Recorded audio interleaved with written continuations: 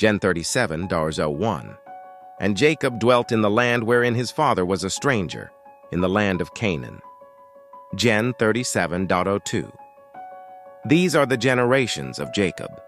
Joseph, being 17 years old, was feeding the flock with his brethren. And the lad was with the sons of Bilhah, and with the sons of Zilpah, his father's wives.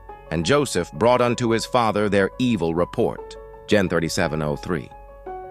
Now Israel loved Joseph more than all his children, because he was the son of his old age, and he made him a coat of many colors. Gen 37.04. And when his brethren saw that their father loved him more than all his brethren, they hated him and could not speak peaceably unto him. Gen 37.05. And Joseph dreamed a dream, and he told it his brethren, and they hated him yet the more. Gen 37.06. And he said unto them, Hear, I pray you, this dream which I have dreamed. Gen 37.07. For, behold, we were binding sheaves in the field, and lo, my sheaf arose, and also stood upright. And behold, your sheaves stood round about, and made obeisance to my sheaf. Gen 37.08. And his brethren said to him, Shalt thou indeed reign over us, or shalt thou indeed have dominion over us? And they hated him yet the more for his dreams and for his words. Gen 37.09. And he dreamed yet another dream, and told it his brethren, and said, Behold, I have dreamed a dream more. And behold, the sun and the moon and the 11 stars made obeisance to me. Gen 37.10. And he told it to his father, and to his brethren. And his father rebuked him, and said unto him, What is this dream that thou hast dreamed? Shall I and thy mother and thy brethren indeed come to bow down ourselves to thee to the earth? Gen 37.11. And his brethren envied him. But his father observed the saying. Gen 37.12. And his brethren went to feed their father's flock in Shechem. Gen 37.13. And Israel said unto Joseph, Do not thy brethren feed the flock in Shechem? Come, and I will send thee unto them.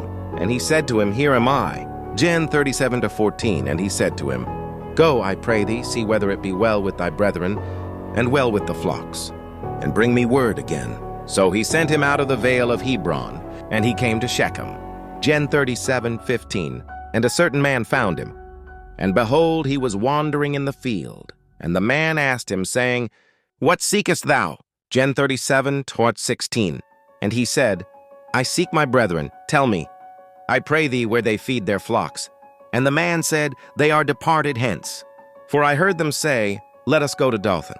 And Joseph went after his brethren, and found them in Dothan.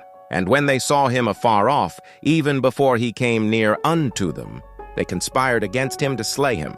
And they said one to another, Behold, this dreamer cometh. Come now, therefore, and let us slay him, and cast him into some pit, and we will say, Some evil beast hath devoured him, and we shall see what will become of his dreams. And Reuben heard it. And he delivered him out of their hands, and said, Let us not kill him.